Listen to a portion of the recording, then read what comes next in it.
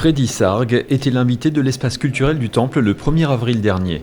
Bien ancré dans le paysage local, le pasteur, écrivain et ethnologue alsacien y a proposé une conférence sur le thème des rites et croyances populaires en Alsace. Après les mots de bienvenue de Louise Jung, présidente de l'association, Freddy Sarg a débuté son propos par quelques blagues alsaciennes.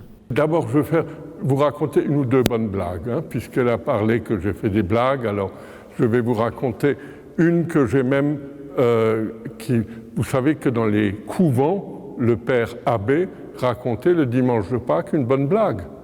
Pourquoi? Parce que tout simplement, c'était une manière de faire un pied de nez à la mort. C'est-à-dire, la résurrection triomphe et donc on peut rigoler parce que c'est plus la mort qui a le dernier mot. Voilà. Alors, et j'en ai sorti une que j'avais un peu perfectionnée, et voilà cette blague parce que je la trouve très jolie et je dirais même fondamentalement, c'est un pied de nez à la mort. Henner, le gitan, et Philomène, sa femme, font un voyage en Terre Sainte. Et Henner a emmené sa belle-mère, ce que j'aurais peut-être pas fait, mais il a le droit. Malheureusement, cette belle-mère n'a pas supporté le voyage jusqu'en Israël et elle est morte en Israël.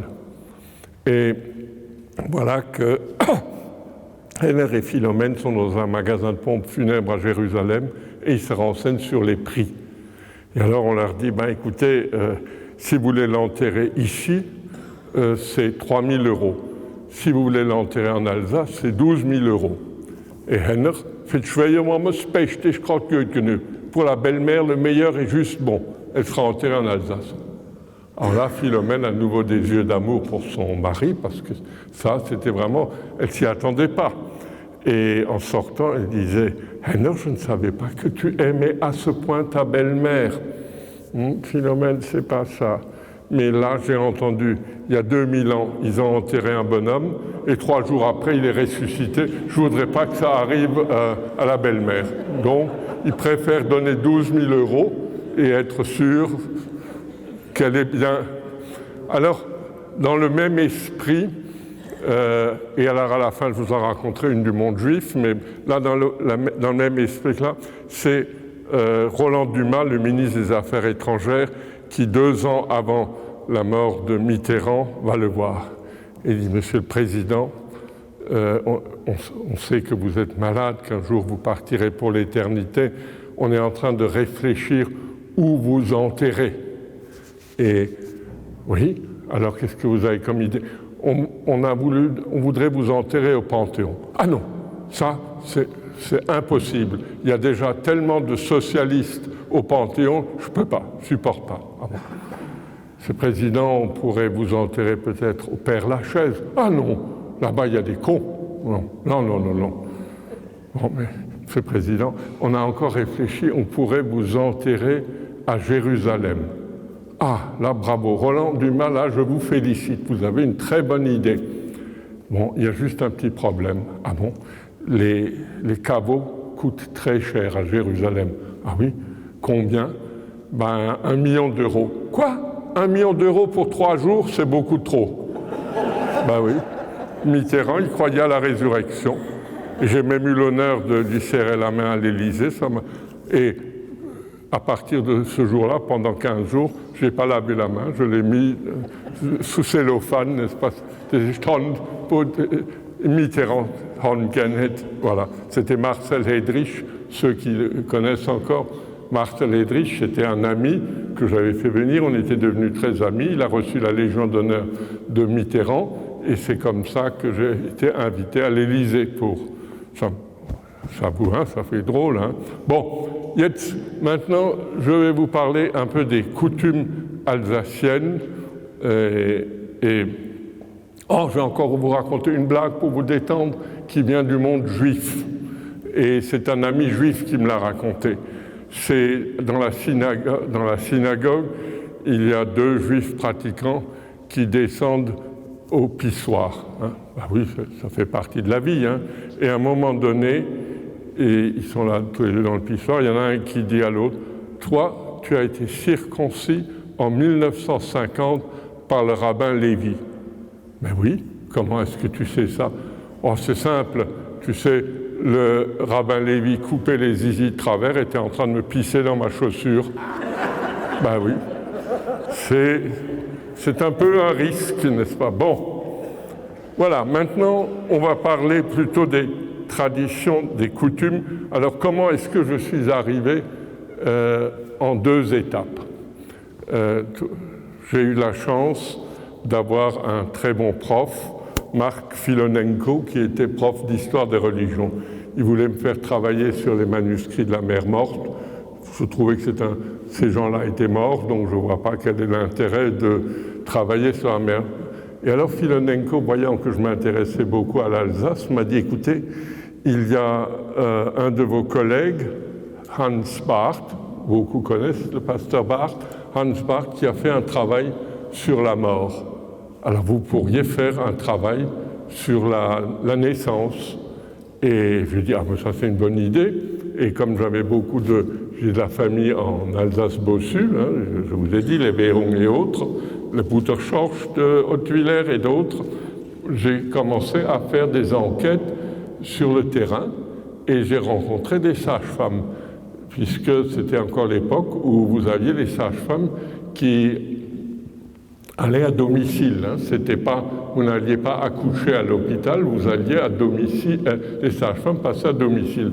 Et j'ai eu la chance d'en interviewer une trentaine, et dont à peu près encore 20, mais qui n'étaient plus en activité, hein, mais qui vivaient encore, et donc on m'a donné les adresses, je suis allé les interviewer, et c'est comme ça que j'ai fait ma première thèse pour la maîtrise de théologie sur la naissance en Alsace. Et j'avais même parmi le jury, ce qui m'a fait très peur, ce jour-là, comme on dit, j'avais très peur, c'était le docteur Schaaf, qui était médecin et qui était l'ami du roi du Maroc. Mais il a été très positif. Et à partir de cette thèse, M. Reber, Christian Reber, qui était directeur d'Oberlin, m'a dit, tiens, mais je cherche des manuscrits sur l'Alsace, et c'est comme ça que j'ai édité un premier manuscrit sur la naissance en Alsace. Évidemment, quand c'est sorti en librairie, j'ai fait le tour des librairies de Strasbourg pour voir la vitrine, n'est-ce pas? Parce que ça, évidemment, son premier livre, ça vous impressionne, n'est-ce pas?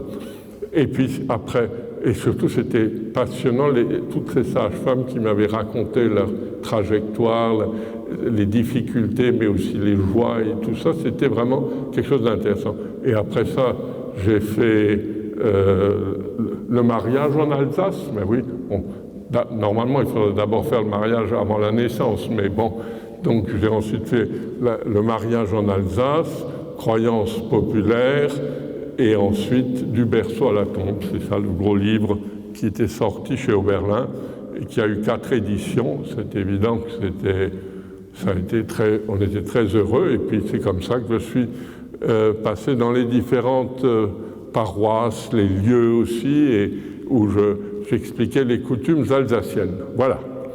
Donc ça c'est comme introduction. Maintenant on va donc commencer à parler des coutumes en Alsace. Il faut d'abord savoir que de l'an 0, naissance du Christ à peu près, à l'an 1900, il y a eu moins de changements que de l'an 1900 à l'an 2000. C'est-à-dire en un siècle, vous avez eu plus de changements qu'en 19 siècles. Ça, c'est quelque chose qui est important à souligner, et ça montre combien les mutations sont compliquées et combien aussi c'est passionnant d'étudier ça maintenant et de dire il y a 100 ans c'était très différent. Alors j'avais une fois invité, quand j'étais pasteur à Illkirch, Alain Perfit, le ministre et l'académicien, et lui nous avait dans sa conférence donné un exemple pour expliquer la rapidité des mutations. Il a dit, voilà, il y a un nénuphar qui a la capacité de, tous les jours, de doubler sa superficie. Et on sait qu'il faut au nénuphar 20 jours pour remplir tous les temps. Combien de jours faudra-t-il au nénuphar pour faire la moitié de l'étang? Quelqu'un a une idée? Combien? Oui. Mais la plupart des gens répondent 10, 11, n'est-ce pas? Parce qu'effectivement, on divise par 2. Mais effectivement, en réalité, ça veut dire que de l'an, disons, de 0 à 19, c'est la moitié de l'étang qui est couvert, et de 19 à 20, le dernier jour, il fait l'autre moitié, n'est-ce pas? Et je crois que c'est un très bel exemple qu'Alain Perfit nous avait donné pour expliquer la rapidité des mutations. Ce qui fait aussi qu'on a un peu de mal à suivre le passé, parce qu'on n'est plus du tout habitué, et on a du mal à comprendre. Voilà. Donc, qu'est-ce qui a fait que ces mutations ont été tellement rapides? Il y a eu 2 domaines où on a fait d'énormes progrès. Tout d'abord dans la science et dans la médecine. Je crois que ça, c'est quelque chose qui a fait qu'on a pu doubler l'espérance de vie en 100 ans. Et puis, il y a eu les progrès dans l'agriculture, qui ont fait qu'on a mieux mangé et tout. Donc, ces 2... et puis, ensuite, il y a aussi la découverte des médicaments. Par exemple, les antibiotiques, c'est quelque chose de remarquable. On s'en rend plus compte aujourd'hui, mais moi, je me rappelle une aïeule de chez moi qui était de Haute-Villers, mais qui habitait Saarbrücken, et qui a eu tout à coup, comme on dit, Spries, n'est-ce pas, une écharde, n'est-ce pas, parce qu'elle avait... Bon, et ça s'est enflammé, et elle est morte d'une infection générale. Alors qu'avec une petite boîte d'antibiotiques, aujourd'hui, on pourrait régler ça, n'est-ce pas? Alors qu'à l'époque, c'est une infection, surtout généralisée, allait très vite, et on n'avait pas les antibiotiques qui permettaient de bien combattre la maladie. Donc je crois que les progrès de la médecine sont assez fantastiques. Je prends un autre exemple juste pour montrer combien ça a changé. Léon Gambetta, celui qui est mort d'une crise d'appendicite aiguë, n'est-ce pas? C'est parce qu'on n'avait pas encore la chirurgie et de pouvoir opérer. Et tout ça, je donne ça parce que ça montre que la médecine et la science ont fait d'énormes progrès et ont fait que nous avons totalement changé d'univers, n'est-ce pas? Et c'est pas négatif. Bon, je sais qu'il y en a qui aiment toujours dire « Ah, Freyer et Schein ». Alors, attention, hein, il y avait quand même beaucoup de choses, vous faites prudent. Voilà. Alors, et puis on vieillit beaucoup moins vite. Bon, je discutais souvent avec d'anciens spécialistes qui avaient aussi étudié les rites et les coutumes. Une personne aujourd'hui de 80 ans, il y a 200 ans, elle avait 40 ans, hein, c'est-à-dire qu'on vieillissait beaucoup plus vite, on n'avait pas tous les médicaments qui nous permettent de mieux vivre, et je crois que c'est important qu'on dise ça parce qu'on est dans un monde où on est toujours dans le négatif. Il y a sûrement des choses tout à fait négatives, mais ça de toute époque, mais il faut quand même se réjouir de toute une série de progrès. Je prends aussi l'exemple des transplantations cardiaques. Ça, il y a 200 ans, c'était inimaginable, hein, c'est quelque chose qu'on ne comprenait pas. Voilà. Donc, pour dire que la science a fait d'énormes progrès et nous permet de mieux vieillir. Voilà. Maintenant, on va parler de la naissance, hein, puisque c'est, je crois, l'élément le plus intéressant. Donc, autrefois, dans les villages, vous aviez une sage-femme ou 2 sages-femmes. Hein. C'est-à-dire que si vous aviez un village où il y avait des catholiques et des protestants, eh bien, on avait la sage-femme catholique et on avait la sage-femme protestante. Hein. en règle générale, c'était toujours, le village c'était soit protestant, soit catholique, mais il y avait des villages mixtes, et donc on avait souvent 2 sages-femmes. Et je trouve quelque chose d'admirable, les sages-femmes, vous avez plusieurs figures d'autorité dans un village. Vous avez d'abord la figure politique, c'est le maire. Vous avez ensuite le savoir, ça c'est l'instituteur, pardon ? Le Schulmeister, ben oui, mais le Schulmeister c'était quelque chose d'important. Et puis vous aviez la figure médicale, c'était la sage-femme souvent. Hein. Et pour d'autres bobos ou tout ça, on allait plutôt consulter la sage-femme que consulter le médecin, parce qu'il n'y avait pas de médecin encore dans tous les villages. Voilà, donc, ça c'est la première des choses. Oui, pardon ? Non, j'ai entendu. Pardon, oui, mais curé. Oui, mais pardon, excusez-moi, c'est moi qui suis. Ich bin nicht over de Pesselatz. Le pouvoir politique, c'est le maire, le pouvoir religieux, c'est le curé ou le pasteur, et la sage-femme, c'est le pouvoir médical, n'est-ce pas ? Et l'instituteur, c'est le savoir. Donc ils étaient à 4, hein, 4 figures. Excusez-moi, ich habe im Bösch steht's, aber da habe ich es vergessen.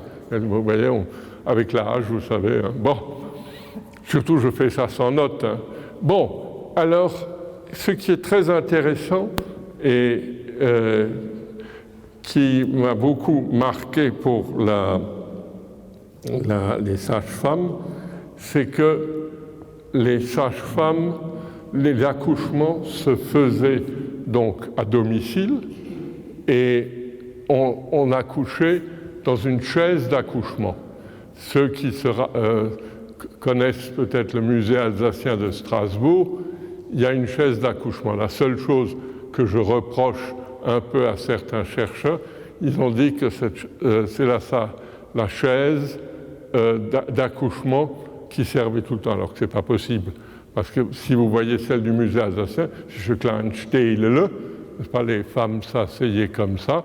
En réalité, c'était, et ça c'est très intéressant, j'ai émis un article et j'ai été tout à fait approuvé par toute une série de chercheurs, celle du musée alsacien de Strasbourg, qui Stehle, si on peut parler ainsi, c'était tout simplement des chaises que la sage-femme prenait sous le bras et elle allait dans les familles faire la préparation à l'accouchement. Et donc, ça veut dire que parce qu'évidemment, si la femme accouchait dans ces trucs, la chaise volait en éclats. Hein. Alors que vous avez dans les musée alsacien de Strasbourg, mais d'autres musées aussi, vous avez de Stöhl. Alors ça, c'est vraiment quelque chose, la grosse machinerie, n'est-ce pas, où la femme est assise dedans et où la sage-femme s'agenouille, aide à la personne à tirer la chose, et c'est quelque chose de tout à fait intéressant.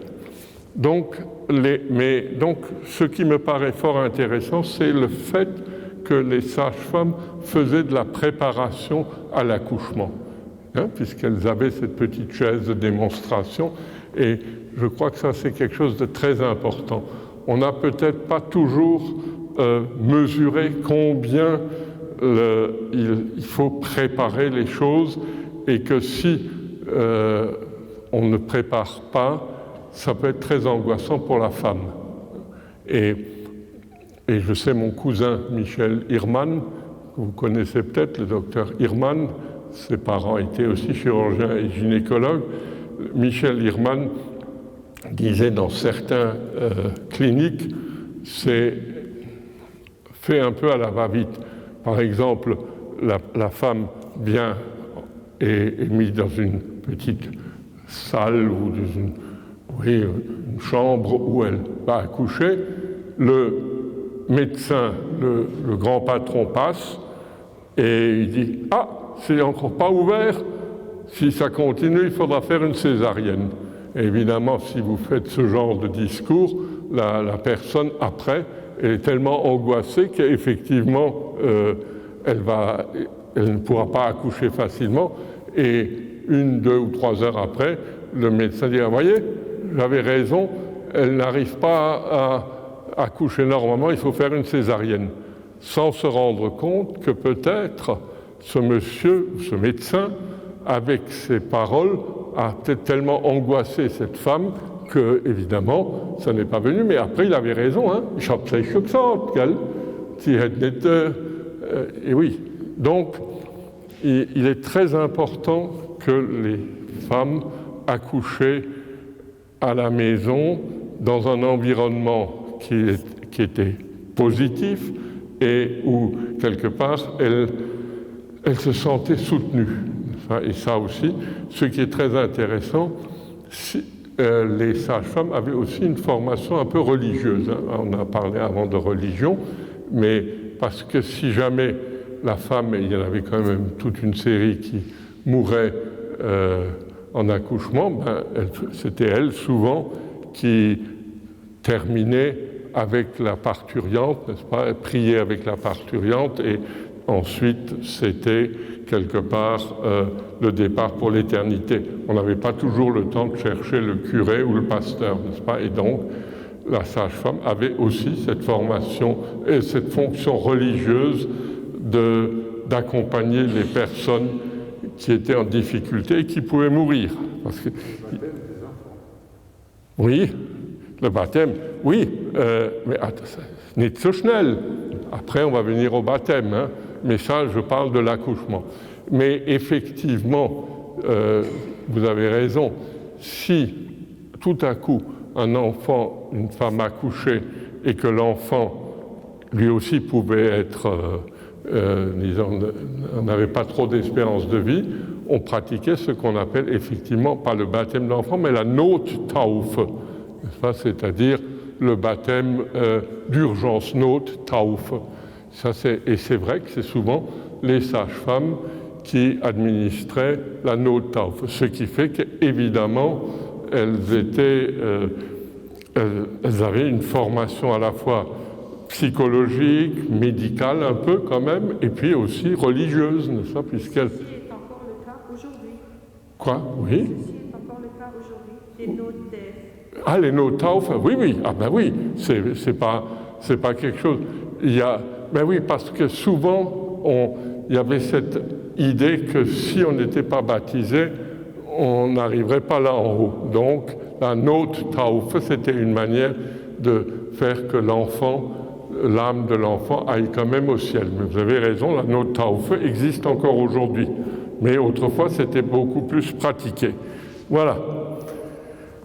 Bon, allez, was haben wir jetzt noch? Oui, donc ensuite, il y avait le baptême de l'enfant. Et ça, c'est quelque chose qui se faisait assez rapidement dans la trajectoire de l'enfant et de ses parents. Et ça aussi, quelque chose de très intéressant. On faisait ça, j'allais dire, dans le mois qui vient, n'est-ce pas, qui venait. Donc, c'était pas quelque chose parce qu'on pensait qu'une fois que l'enfant était baptisé, il était doublement placé sous la protection divine, n'est-ce pas? Donc, ce qui fait qu'effectivement, les baptêmes étaient fréquents. Voilà. Ah, alors, ce qu'on faisait aussi, si le baptême, il y avait d'abord, ça se faisait dans certains lieux d'Alsace ou ailleurs, il y avait d'abord la présentation de l'enfant à l'église, et c'est-à-dire c'était souvent la sage-femme qui amenait l'enfant à l'église pour que le plus rapidement possible il soit placé sous la bénédiction du Seigneur, et après le baptême avait lieu un peu plus tard. Alors, le choix des parrains et marraines, ça c'est quelque chose d'important. C'est les parrains et marraines, c'était souvent des gens de la famille qu'on prenait. Hein. On n'allait pas prendre des gens totalement extérieurs à la famille. Donc, et là, comment est-ce qu'on procédait? On avait donc le parrain et la marraine, ou quelquefois 2 parrains et 2 marraines, ça dépendait des familles.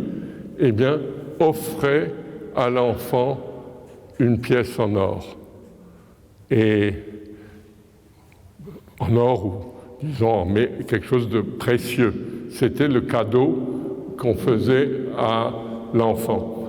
Et en réalité, c'est par la suite que cette pièce d'argent ou d'or qu'on offrait aux baptisés au moment du baptême, on l'avait emballé dans un morceau de papier. Et c'est ça qui est devenu le fameux Göttelbrief, c'est-à-dire la lettre de baptême, et où effectivement, par la suite, le parrain et la marraine ont mis un beau texte et tout. C'était pas seulement juste une enveloppe de papier, mais c'était tout un texte et ça servait à emballer le Göttelbrief. Et ça, c'est effectivement tout à fait exact, puisque sur les anciens Göttelbrief, on voit encore la trace du Taufgroschen. Ça s'appelait le Taufgroschen qui était offert. Donc, le Göttelbrief, qui est devenu quelque chose de très intéressant parce qu'il y a le nom de la famille, il y a le verset biblique et tout, eh bien, c'était quelque chose qui était l'emballage pour le Taufgroschen. Voilà. Est-ce que sur le baptême et la naissance, il y a des questions? Sinon, on va aller à l'étape suivante. Ah, oui, bon, le choix du prénom, c'est d'abord, on veut honorer souvent la famille et on donne un ou deux prénoms pour être sûr, dass der Großpapa oder der Großonkel zufrieden ist. Donc c'est effectivement le choix du prénom. Et puis bon, il y avait des prénoms plutôt protestants, il y avait des prénoms peut-être plutôt catholiques, n'est-ce pas? Et puis il y en avait qui étaient déjà tout azimut, hein, ça c'est clair. Mais autrefois, effectivement, le choix du prénom était marqué par la religion. C'est tout à fait évident. Et appeler un enfant Martin, c'est pas un hasard, c'est Martin Luther, n'est-ce pas? Ou Jean Calvin, n'est-ce pas? Il y a des prénoms, Johannes, tout ça et c'était aussi des prénoms bibliques. Il faut dire que ça a aussi le choix s'orienter sur des prénoms bibliques. Voilà. Bien. Est-ce que sur la naissance et le baptême et tout, on est au point? Oui. Quel était à l'origine le rôle de la marraine et du parrain? Ah, ben effectivement. Oui. Oui, ben, c'est pour ça qu'on le choisissait dans la famille, parce que souvent, si la mère ou le père ou les deux mouraient, pour des raisons, puisque la mort était beaucoup plus fréquente, le rôle des parrains et marraines, c'était d'aider à permettre à l'enfant de grandir et d'être entouré, n'est-ce pas? Donc effectivement, le choix du parrain et de la marraine, c'est pas juste une cérémonie à l'église, c'était un accompagnement de la famille, et en cas de coup dur, le rôle des parrains et marraines était d'être là.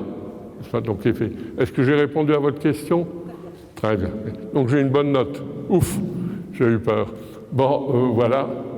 Bon, ben écoutez, alors on va passer à l'étape suivante. C'est tout, je ne pourrais pas faire parce que vous voyez, ma thèse, le livre si ce soir je vous lis tout ça, vous en avez pour 3 jours. Hein. Donc, maintenant, parlons du mariage.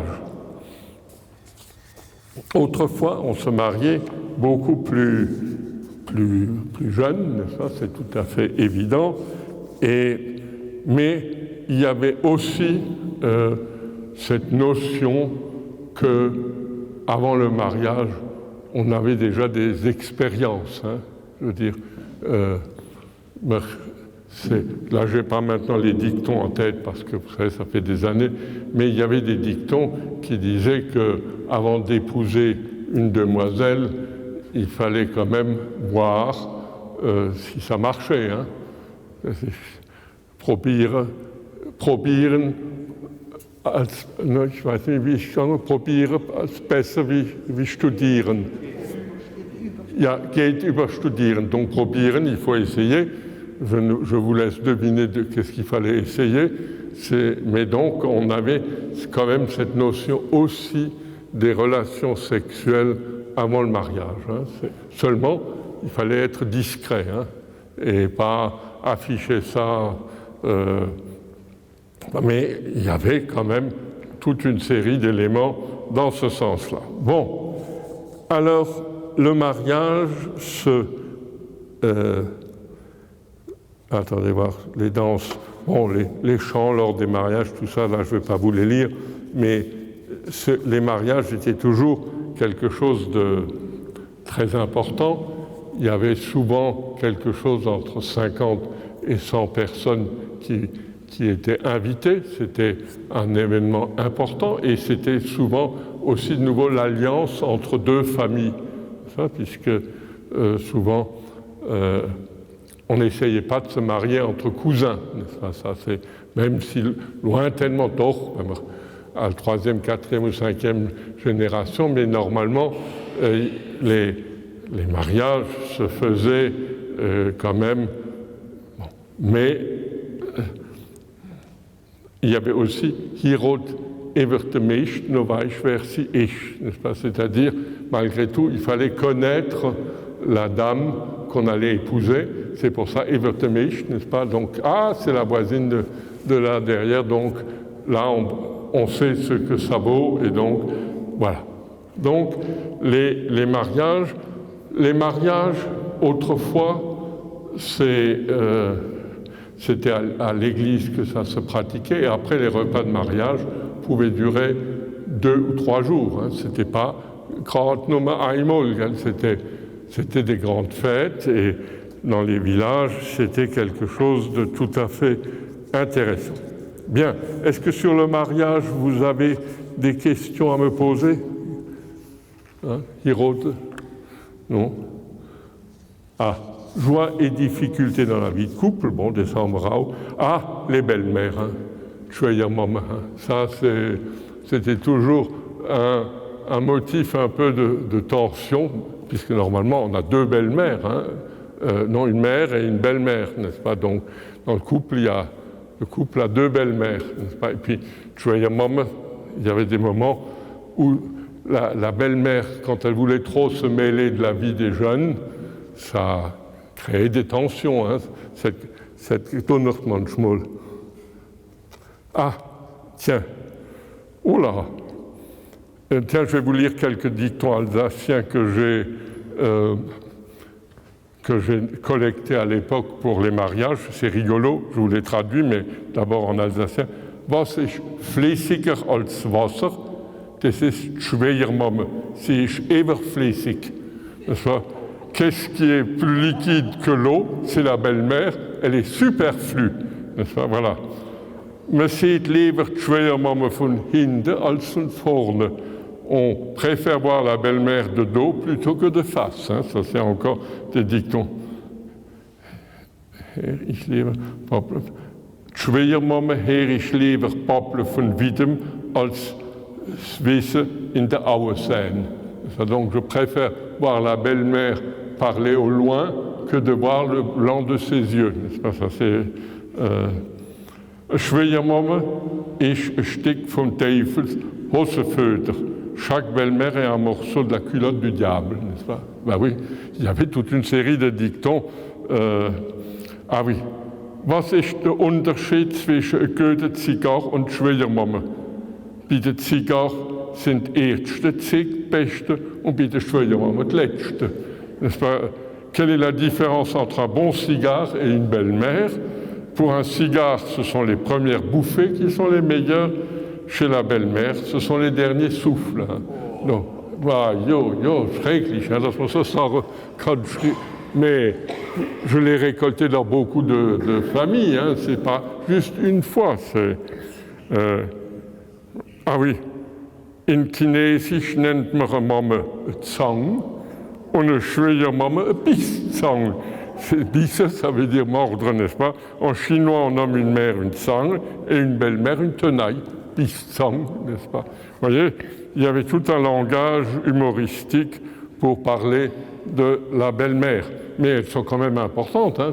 On n'est pas là en train de faire leur procès, hein, mais c'est normal que dans les familles, il y ait quelquefois un peu des tensions dans ce domaine. Voilà. Oui, alors les relations sexuelles dans le mariage, là j'ai quelques très jolis dictons. Der Hansel im Bett macht alles wieder wett. Dans le lit, Jeannot arrangera à nouveau chaque nouveau tout, hein, c'est-à-dire que souvent les relations sexuelles dans le mariage, le soir, permettaient d'amener de l'apaisement, n'est-ce pas? Oh là, Unterschied zwischen Frau und Frosch, Kenner, alle zwei haben immer kalte Fäß und Angst vor dem Storik. Unterschied, la différence entre une femme et une grenouille, il n'y en a pas. Tous les deux ont des pieds froids et ont peur de la cigogne, n'est-ce pas? Voilà, ça c'est des dictons que c'est pas moi qui les ai inventés, vous pouvez bien vous imaginer, j'ai collecté tout ça au cours de mes nombreuses rencontres et tout ça. Voilà. Ah oui, quand quelqu'un était devenu impuissant ou quelque chose, alors on disait « Der hat sein Pulver schon verschossen ». C'est pas, il a tiré toute sa poudre ou il a épuisé ses munitions. Vous voyez, il y avait donc aussi toujours un langage imagé pour parler de ça. Bon, alors ce qui est aussi intéressant, c'est qu'autrefois, il y avait aussi les remariages, justement, puisqu'on a parlé avant de la mort, et que donc, il y avait donc des remariages entre des gens qui étaient veufs ou veuves, et ainsi de suite.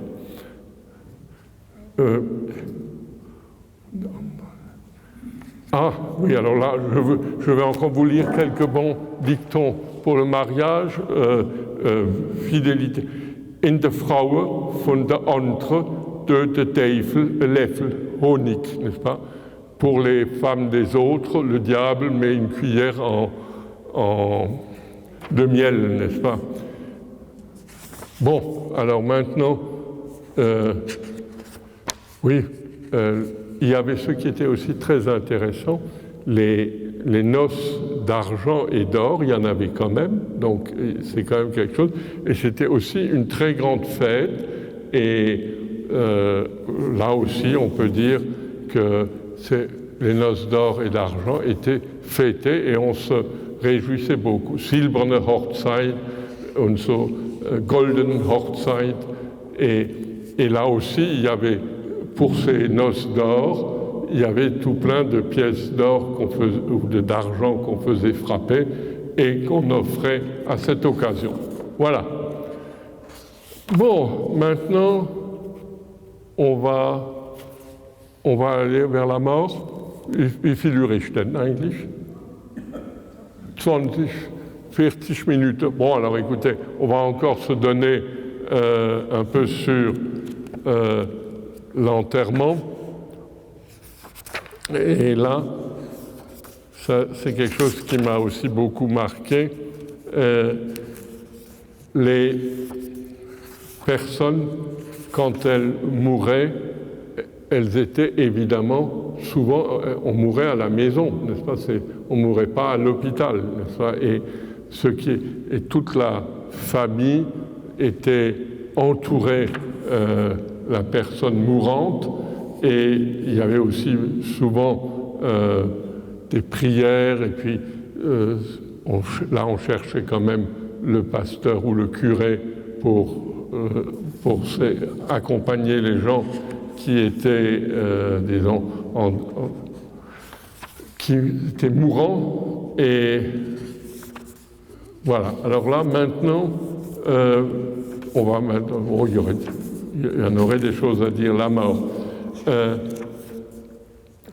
Dès le jeune âge, on prend contact avec la mort. Ça, c'est quelque chose que l'on ne retrouve pas, mais que j'ai souvent entendu, même au catéchisme, le curé ou le pasteur parler de la mort, n'est-ce pas? Alors qu'aujourd'hui, on veut souvent évacuer ça et on se dit, on n'en a pas encore à en parler. Autrefois, c'était quelque chose dès le plus jeune âge, on prend contact avec la mort. Et je crois que ça, c'est quelque chose d'important, parce que peut-être ce sentiment de toute puissance qui existe dans notre société, on a bien ce sentiment qu'il y a la toute puissance, ça vient du fait que quelque part on essaye de repousser la mort, ça c'est clair, mais on n'en parle pas même au jeune âge, et autrefois c'était quelque chose qui était fréquent. Enfin, voilà. Oui. Gewiss ist der Tod, ungewiss der Tag, die Stunde auch niemand wissen mag. Certain est la mort, incertain le jour, l'heure aussi, personne ne la connaît. Je crois que c'était aussi une manière de reconnaître qu'on n'est pas tout puissant. Bon, là, quand la vie, quand une personne est décédée, on prévient l'entourage du défunt. Et alors là j'ai trouvé toute une série d'expressions alsaciennes que je trouve humoristiques, mais très jolies. Quand une personne était morte, on disait « Er het, oder sie het de Löffel weggelegt ». N'est-ce pas? Elle a posé ou jeté la cuillère. « Er het Schnüfe vergessen ». Il a oublié de respirer. « Er heert nimi metallite ». N'est-ce pas? Autrefois, dans les villages, les cloches à midi sonnaient. C'était quelque chose d'important, le matin et l'après-midi, donc il n'entend plus sonner midi. Il n'entend plus le coucou crier. Ça c'est quand même rassurant, hein, c'est ça. Il n'a plus mal aux dents. Il a dressé les pieds en l'air, oui, évidemment. Donc vous voyez, il y a toute une série d'expressions humoristiques pour parler de ce départ en éternité. Il a avalé son certificat de naissance, oui, donc il est parti. Il a fait son baluchon, oui, donc il s'est prêt. Son petit, il a mis son manteau de sapin, puisqu'on est il est tombé dans le trou, oui, ça aussi, c'était une manière de dire il est mort. Il a mordu dans l'herbe. In Abrahams Garten. Il est allé dans le jardin d'Abraham. C'était une manière positive de montrer qu'après la mort, il y a encore un avenir, mais en éternité. Voilà. Alors, une chose est certaine, les rites qu'il faut respecter après la mort, il y avait beaucoup de rites, maintenant je vais en passer. Ce qui est intéressant, entre le moment où la personne est morte et où elle est enterrée, on veillait tout le temps la personne. C'était quelque chose qui était...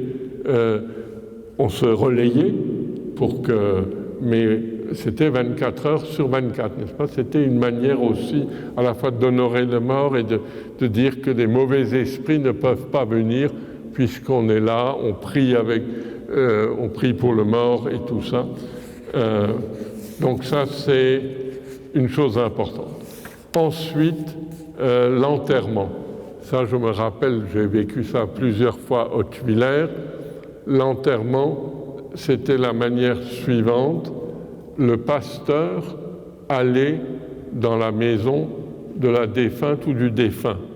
Et les gens se rassemblaient d'abord à la maison du défunt. Et je crois que ça, c'est important de dire.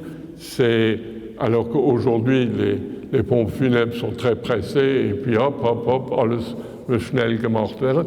Autrefois, donc, la personne, on allait à la maison, on cherchait, on veillait le mort, et après, ah oui, et ça je me rappelle à Hautevillers encore, quand j'ai assisté à l'un ou l'autre enterrement, il y avait la chorale des jeunes qui chantait d'abord devant la maison de la personne qui était défunte. Et ensuite, on emmenait dans le cercueil qu'on avait fermé, on emmenait la personne à l'église.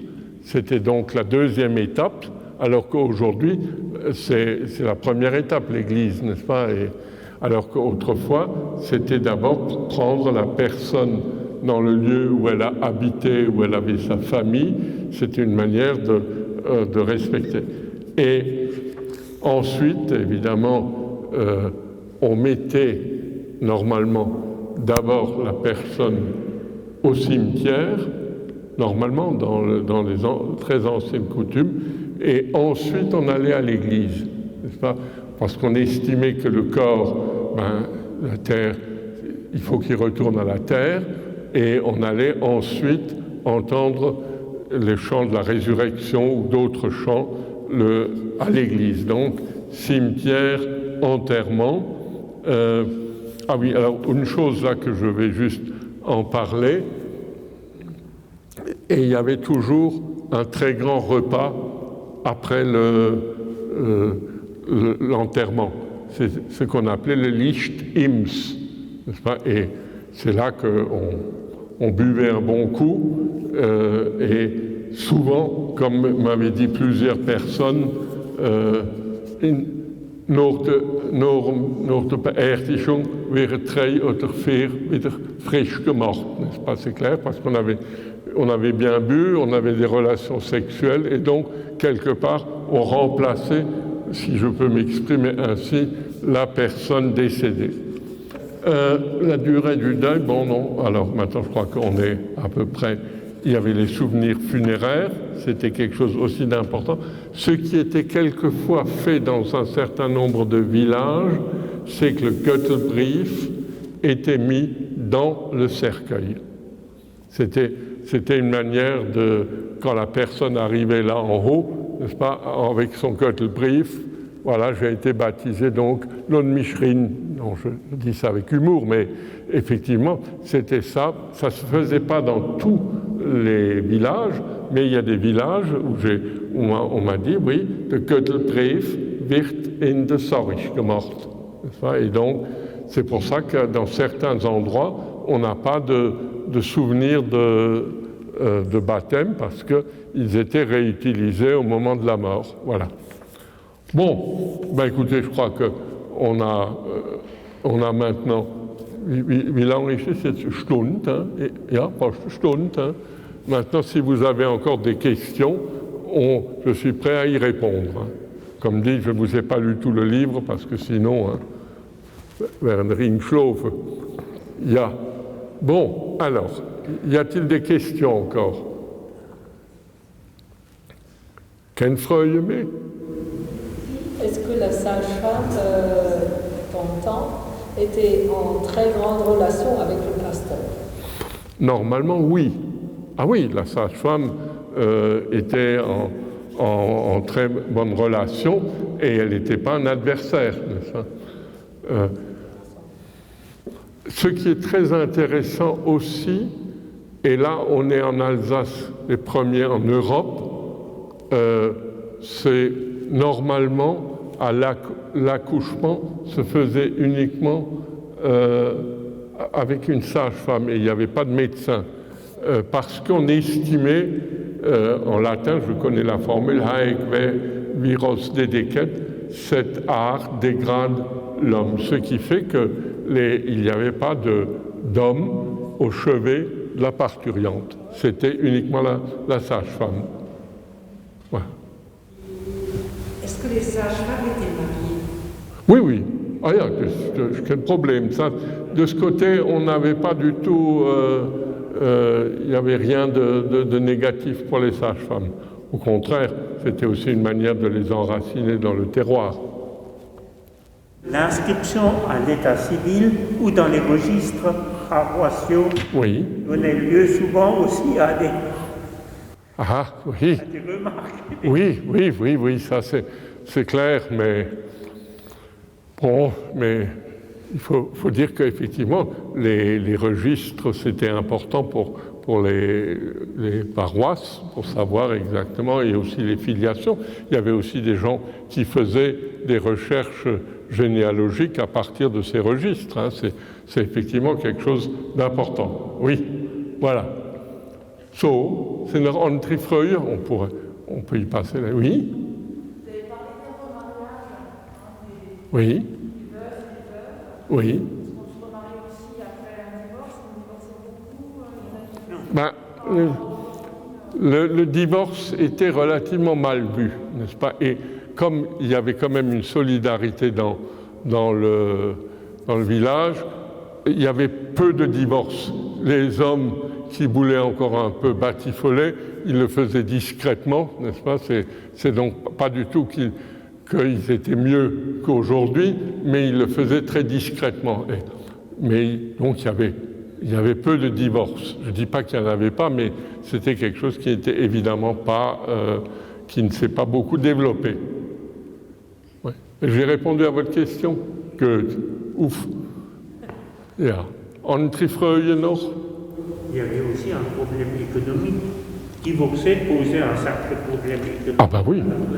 Ah ben oui, le divorce. Surtout si vous aviez des gens de deux fermes différentes, ça créait des tensions dans la famille, entre les deux familles. C'est pour ça si vraiment les hommes étaient des coureurs, ils le faisaient discrètement. Hein. Séparer le patrimoine de nouveau. Hein. Ben oui, non, mais ça c'est clair. Et les héritages, c'était effectivement souvent des gros problèmes, aussi quand on avait plusieurs enfants. Ensuite, comment partager le patrimoine, c'était pas toujours facile, hein. C'est vrai. Les femmes étaient au foyer. Oui. Les femmes divorcées étaient perdues. Un peu, oui, c'est vrai.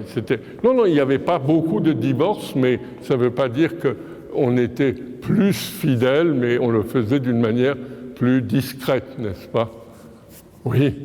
Est-ce que c'était des mariages arrangés? Ah oui, il y avait beaucoup pas beaucoup, mais un certain nombre de mariages étaient arrangés dans le sens que deux familles qui s'appréciaient, ja, meine jung söchte Frau und du hast nettes Pipeleto, kein problème, oui. Donc effectivement, les mariages étaient arrangés aussi dans la perspective patrimoniale, n'est-ce pas? C'est tout à fait évident que le patrimoine jouait et on pouvait un peu arranger pour que le patrimoine s'agrandisse, oui, tout à fait. Oui. D'autres questions encore? Wir haben noch ganz Nacht, wenn es mir Sinn, gell? Il n'y a pas de... Oui. C'était aussi des mariages arrangés par des colporteurs ou par des gens qui venaient d'autres horizons. C'était, je pense, peu, n'est-ce pas? Très très peu. Je n'ai jamais fait de statistiques là-dessus, mais il est clair que comme souvent à la campagne c'était un problème patrimonial, donc on essayait quand même, et puis on savait qui était la personne qu'on épousait parce qu'on connaissait la famille, mais donc il n'y avait pas trop de colporteurs qui... Voilà. Certaines professions. Pardon? Certaines professions, oui. Type meunier, potier, ja. Qui, à l'intérieur de leur profession, pour maintenir un monopole ou un truc, oui. se mariaient entre eux. Oui, alors on appelait ça en alsacien, c'est un Inzuchtgetriebe. Inzucht, c'est-à-dire de l'élevage intérieur, hein, Inzuchttriebe. Oui, c'est exact. Oui. Bien. Oui, bon, j'ai aussi fait avec ma femme et avec une équipe de chercheurs, on a fait un livre sur la prostitution en Alsace, qui est un gros livre, et où on a aussi interviewé le siècle dernier pas mal de ces dames. C'était assez intéressant. Donc, mais ça, c'était plutôt les villes, n'est-ce pas? Dans les villes, il y avait effectivement la prostitution et ça marchait bien, si on peut parler ainsi. Hein. Je sais que nous, on a... ensuite, on n'a plus eu on s'est plus intéressé à la chose, mais on a fait un bouquin de 300 pages, même 350 pages avec une équipe de chercheurs, mais sur la prostitution en Alsace. Mais on aurait pu faire le même bouquin, prostitution en Lorraine, prostitution en Champagne et tout ça. Mais c'était intéressant de savoir, oui. Goethe, autre question? Oui. Pas très bien. Pas très bien. Les phimères, effectivement, quand il n'y avait pas d'homme ou que tout simplement la dame était devenue enceinte et l'homme était parti, ou disons, s'était évaporé, les phimères étaient mal vues dans le village. Hein. Ça c'est clair. Il y en avait et il fallait l'accepter, mais c'était vraiment quelque chose qui...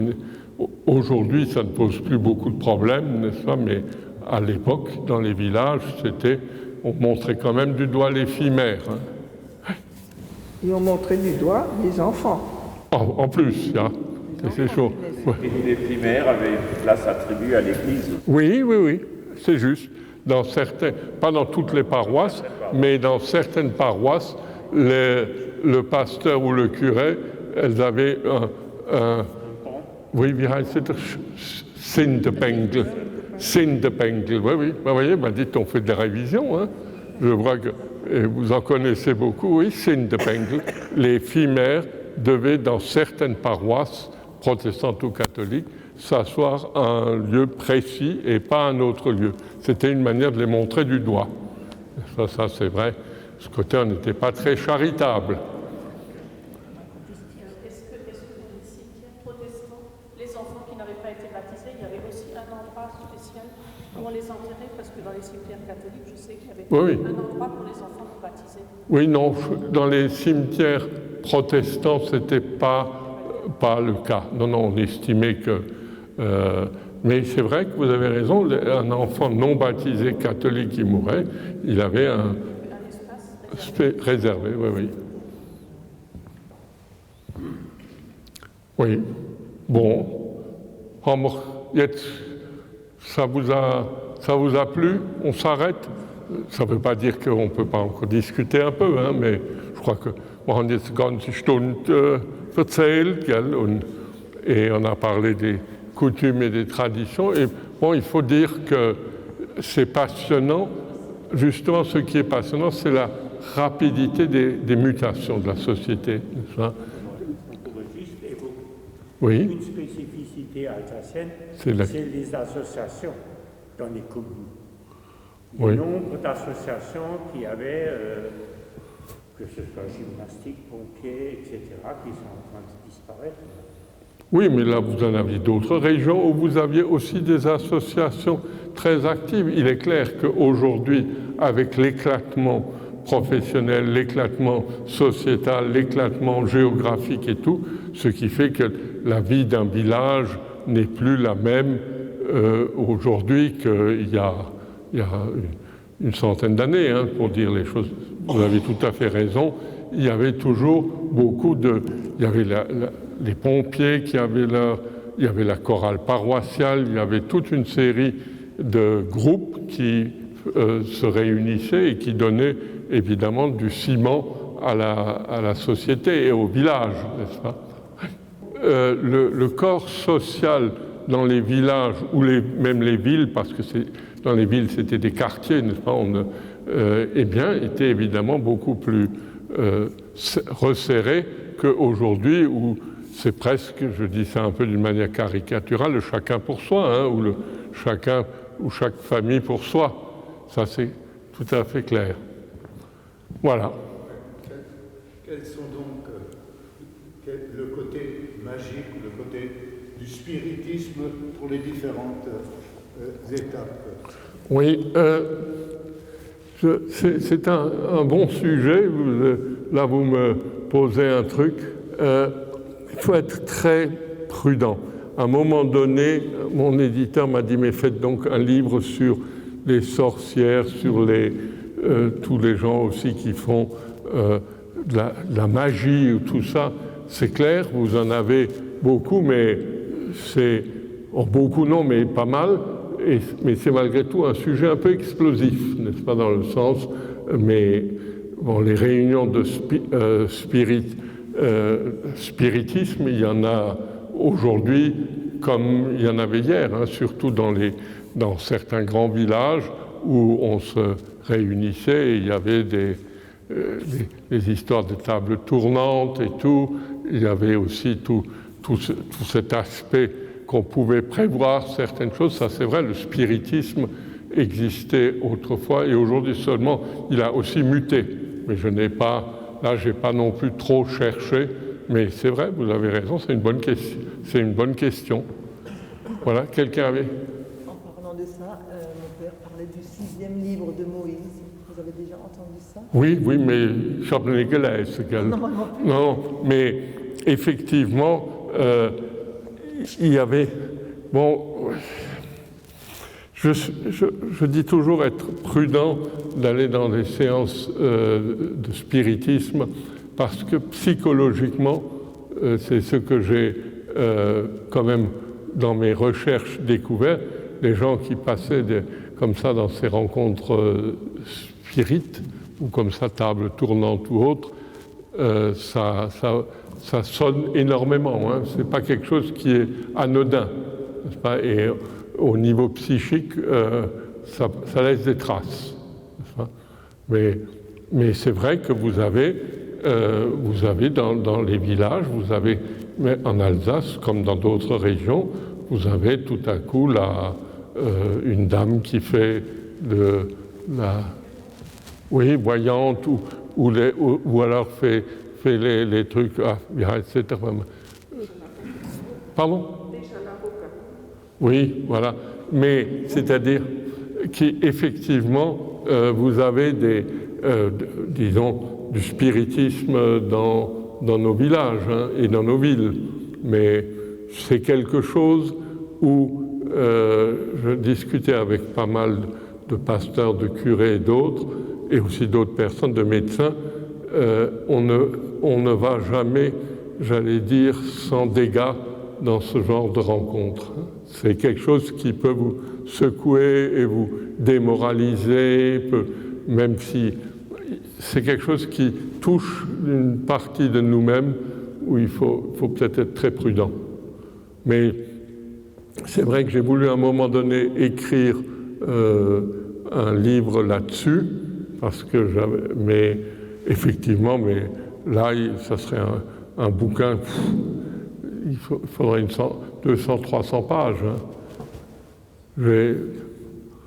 Là, je sais que ma fille, qui est devenue professeure de sociologie à l'université de Metz, qui a fait beaucoup d'enquêtes et tout, aussi dit qu'elle a rencontré des collègues sociologues qui se sont intéressés à ça. On ne le fait jamais, j'allais dire, sans dégâts. Donc, je ne dis pas qu'il faut que c'est le diable, mais c'est quelque chose qui peut vous ébranler et c'est vrai. Oui? Vous avez étudié aussi des professions dans les communes, l'importance de certaines professions, la place, par exemple le forgeron, Oui. Oui, j'ai sorti deux livres sur les métiers d'Alsace, les vieux métiers d'Alsace. C'est clair qu'il y avait le forgeron, il y avait... Pardon? Le charron. Oui, effectivement, j'ai encore eu la chance avec ma femme, mais là, ce soir, je ne suis plus en mesure de vous retravailler ça, mais j'ai sorti 2 livres sur les vieux métiers d'Alsace. Ça, c'est clair. Il y avait effectivement des métiers qui aujourd'hui ont disparu. Non, et puis ils avaient une importance stratégique de la commune. Ah ben oui. Le forgeron, oui, ah ben oui. Oui, mais le forgeron, il avait un statut spécial. Tout à fait. Oui. Oui, j'allais dire, ça faisait la vie du village parce que vous aviez tous les métiers de première nécessité. Oui. Même dans un petit village. Ah non, oui. Maintenant, ce sont des villages dortoirs. Ah oui. Ah ça, c'est clair, oui. Mais comme dit là, si vous retrouvez dans les bibliothèques, on retrouve les deux ouvrages qu'on a faits, ma femme et moi, sur les vieux métiers d'Alsace. Hein. On a aussi, c'est effectivement intéressant. Mais là, ce soir, je ne suis pas en capacité de vous faire une conférence là-dessus. Hein. Effectivement. Vous avez parlé des rites qui ont disparu, mais est-ce qu'ils ont été remplacés par Ouais, la question est bonne, hein. La réponse est plus compliquée, hein, mais bon, je vous remercie quand même de l'avoir posée. Bon, ce qu'il faut savoir en ethnologie et en sociologie et tout ça, nous avons besoin les uns et les autres d'avoir des rites, parce que les rites sont des repères dans notre vie. Donc il est clair que... Mais aujourd'hui, les rites sont plus éclatés, il n'y a pas de cohérence aussi importante qu'autrefois, n'est-ce pas? Je crois que c'est... Mais c'est vrai que nous avons besoin les uns et les autres de rites pour pouvoir nous repérer nous-mêmes, hein. Le rite a cette fonction de repérage. Je pense que le brassage de la population contribue beaucoup à ces éclatements, parce que non seulement les anciens rites disparaissent, mais il y a un tas d'autres formules propres à des cultures différentes. Tout à fait. Ah, mais il est clair que de ce côté-là, on est bien mélangé, hein, ça c'est vrai. Pardon? En fait, il n'y a que les Juifs qui gardent leur rite. Oui, ah oui, ça oui. Et les musulmans pratiquants, hein, ça, oui. Oui, ça... Les Juifs aussi. Oui, c'est ce qu'on dit, les Juifs et les musulmans.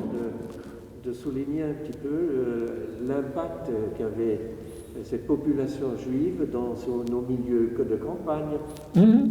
Ah mais vous avez des lieux, des villages où il y avait de très très belles synagogues, où même les synagogues étaient plus grandes et plus jolies que les deux petites églises catholiques et protestantes. Et effectivement, les Juifs, c'est quelque chose d'important dans la vie de nos communes. Mais aujourd'hui, tout ça est éclaté. Ils ont marqué aussi les rites, par exemple le Osterputz. Oui, oui. Par exemple. Oui, oui. Le nettoyage de Osterputz, oui, tout à fait. Ah non, mais il est clair que la culture juive nous a beaucoup amené. Maintenant, ce soir, j'ai pas mais j'ai effectivement quelques pages là-dessus dans mon ouvrage sur l'apport de la culture juive aussi dans la culture alsacienne, hein. On n'est pas seulement ni catholique ni protestant, mais on est encore effectivement juif, hein. Voilà. Antrifreude. Nein, geht's, anders genug. Mais comme dit, voilà. Mais ce qui est aussi très intéressant, et c'est pas du tout que je veux faire la publicité, mais ce qui était toujours très intéressant quand j'ai fait mes enquêtes, c'est les blagues que les gens me racontaient, n'est-ce pas? Et ça fait du bien de pouvoir sortir et de rire, n'est-ce pas? Ça c'est quelque chose, dans ce sens-là, dans nos sociétés, on rit moins, hein. Ça c'est... Il y a des lieux de rire et tout, mais j'ai quand même l'impression qu'on rit moins dans nos sociétés. Et je ne dis pas qu'on ne rit pas, heureusement, mais on est quand... Bon, il faut aussi dire que comme c'est des sociétés éclatées où il y a tellement de repères différents, le rire, autrefois le rire était beaucoup plus facile. Je prends l'exemple même d'un enterrement, Pim Licht Ims, on racontait quelques bonnes blagues, hein. Alors, maintenant quand je dis aux gens Pim Licht Ims gelacht und so, mais si c'est encore une manière de redéfier la mort en lui disant t'as pas le dernier mot. La preuve, c'est que... Donc effectivement, mais le rire était quelque chose d'important à toutes les étapes de la vie. Je pense que les fêtes aussi, que ce soit la fête du village, la fête paroissiale, des choses comme ça, avaient un impact important sur la société. Ah, mais c'est évident, ça. Et c'est tout à fait évident, alors qu'aujourd'hui, on est plutôt dans des systèmes éclatés, hein, où on ne trouve plus beaucoup nos repères. C'est exact. Bon, on s'arrête officiellement, Madame la Présidente. Voilà. Ça allait, j'ai reçu une bonne note. Oui, ouf. Oui, on avait. Merci. Merci encore à vous, Freddy Sarg, pour cette belle soirée. Et nous, on se retrouvera le vendredi 29 avril à 20h pour l'Assemblée générale de notre association. Puis le samedi 14 mai à 20h pour le concert par l'ensemble vocal Évocation. Voilà, je vous souhaite à tous une bonne fin de soirée et une bonne rentrée et vous dis à bientôt. Merci. Et merci à Freddy.